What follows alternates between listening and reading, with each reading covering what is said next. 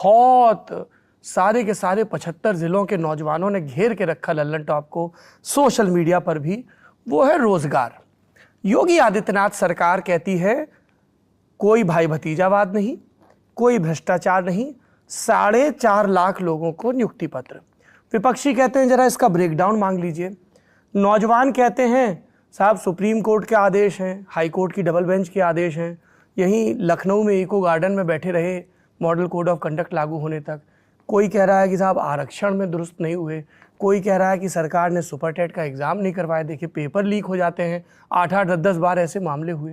तो ये दो चीज़ें सामने आती हैं। 8-8, 10-10 बार कोई भी मामले यहाँ नहीं हुए हैं जी। तो मुझे लगता है कि आपको बहुत स्पष्ट करना चाहिए, कोई भी 8-8, 10-10 बार कोई मामला इस प्रकार का नहीं हुआ।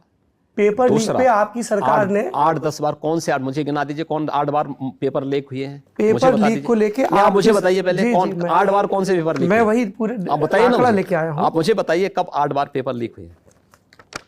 2019 में मुख्यमंत्री जी पीसीएस पेपर लीक होता है, एलटी ग्रेड परीक्षा 2018 का। एक भी पेपर लीक नहीं हुआ। अंजू कटियार के खिलाफ अंजू कटियार के खिलाफ उस मामले में नहीं कार्रवाई की गई थी, पेपर लीक के मामले में नहीं कार्रवाई हुई थी। आप गलत बयानी कर रहे हैं। अंजू कटियार के खिलाफ उस मामले में कार्रवाई नहीं हुई थी जी। उस समय पेपर लीक का तो मामला ही नहीं था। अव्यवस्था, कुप्रबंधन, हाँ, कुप्रबंधन का मामला था। कुप्रबंधन में हमने कार्रवाई की थी जी, और जेल भेजा था हमने जी, हमने जेल भेजा था बिल्कुल। तो ये पेपर सेट होने के पहले जो अंदर की ओर चल रही थी उसके बारे में हमने कार्रवाई की थी। और इस चीज को लेकर के कि आपने बिना किसी इस चीज को लेकर के देख करके किसी एक ऐसे दागी फर्म को आप ठेका देने जा रहे हैं और बार बार मना करने के बावजूद आप उस पर कार्रवाई कर रहे हैं, ये आपकी बदनीयती को प्रदर्शित करता है। इसलिए सरकार ने कार्रवाई की थी। आपको क्या लग रहा है सिस्टम बहुत गड़बड़ हो रखा है क्या पहले से? गड़बड़ था, हमने उसको दुरुस्त किया है। और जहां तक बात है नौकरी की बात, 4.5 लाख नौजवानों को नौकरी हमने दी है। हाँ, 1.5 लाख तो केवल पुलिस कार्मिक और पुलिस अधिकारियों को हमने नौकरी दी है। 1.5 लाख से ऊपर शिक्षकों की भर्ती की है। उच्च माध्यमिक और बेसिक शिक्षा में हमने नौकरी दी है। अलग अलग विभागों को अगर आप देखेंगे इन सभी का मिला के 4.5 लाख से दी है, अधिक नौकरी हमने दी है। 1.61 करोड़ नौजवानों को बेहतरीन कानून व्यवस्था के माध्यम से रोजगार और नौकरी हम लोगों ने दी है। 60 लाख से अधिक लोगों को हम लोगों ने एमएसएमई में विभिन्न प्रकार के स्वतः रोजगार की योजनाओं के साथ जोड़ने का कार्य किया है। ये हमारी सरकार ने किया है। और इसमें अब तो जो इस फील्ड में काम करने वाली नेशनल एजेंसियां हैं उनके डाटा भी इस बात को आज प्रदर्शित करते हैं कि 2016 के पहले 17 के पहले उत्तर प्रदेश 16-17 में यूपी के अंदर जो अनएम्प्लॉयमेंट रेट था वो 18% से अधिक था, आज जो 4% के आसपास है।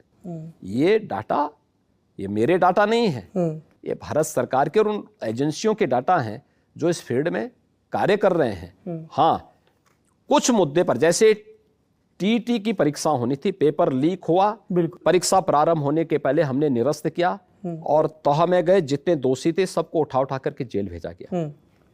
मुझे ये भी मालूम है कि अभी जो ये धरना प्रदर्शन कर रहे थे इसमें कौन कौन से कोचिंग संस्थान इसके पीछे थे। आप ये कह रहे हैं कि ये जो सब जगह हैशटैग चल रहे हैं, ये मैं क्या कर रहा हूं ना, देखिए होगा, हर व्यक्ति चाहता होगा सरकारी नौकरी प्राप्त करना। सरकार की नौकरी भी निकलती है जी, सरकार जो भी करेगी ट्रांसपेरेंट तरीके से करेगी जी। लेकिन मैं कह सकता हूं 4.5 लाख नौकरी में एक भी कोई भाई भतीजा बात की बात नहीं कर सकता, नहीं कर सकता। एक भी नहीं कह सकता है कि जैसे पहले चाचा भतीजा और उनका पूरा गैंग उतर पड़ता था वसूली में, इन 4.5 लाख भर्तियों में कोई भी इस प्रकार की घटना ही नहीं हो सकती। तो ये शिक्षक उम्मीद करें कि अगर आपकी सरकार लौटती है तो भर्तियां क्यों नहीं, भर्ती की प्रक्रिया तो हम आगे बढ़ा ही रहे जी, और भर्ती की प्रक्रिया आगे बढ़ेगी और पूरी पारदर्शी तरीके से आगे बढ़ेगी, क्योंकि सबसे बड़ा छात्र समूह वही है। मैं क्या कह रहा हूं, वो पूरी तरीके से बनेगी लेकिन किसी के दबाव में नहीं। ये जो कुछ कोचिंग संस्थाओं के नाम अभी आए हैं इसमें भी बहुत बड़ी कार्रवाई होने वाली है। अच्छा, जो इस आंदोलन के पीछे थे, क्योंकि उन्होंने कुछ पेपर, उस टीटी के पीछे भी उनका हाथ था, उनकी दुकानदारी चलती थी, उससे दुकानदारी चलती थी। अभ्युदय कोचिंग संस्थाएं प्रारंभ होने से इनके दुकानें बंद हुई। हाँ, अभ्युदय की मैंने तारीफ सुनी फील्ड में। नहीं, मैं क्या कर रहा हूं ना जी, आपने बहुत कुछ तारीफ सुनी होगी। हाँ, मैं तो बता रहा हूँ, जहां बोलने की हिम्मत भी करनी चाहिए। नहीं, मैं तो बोल रहा हूँ, मैंने तो गन्ना किसान पे भी बोला, अभ्युदय पे बोला, लॉ एंड ऑर्डर पे बोला। अभ्युदय कोचिंग ने बहुत सारे लोगों की उनकी दुकानें जो अनैतिक कृत्यों में लिप्त थी बंद हुई हैं जी।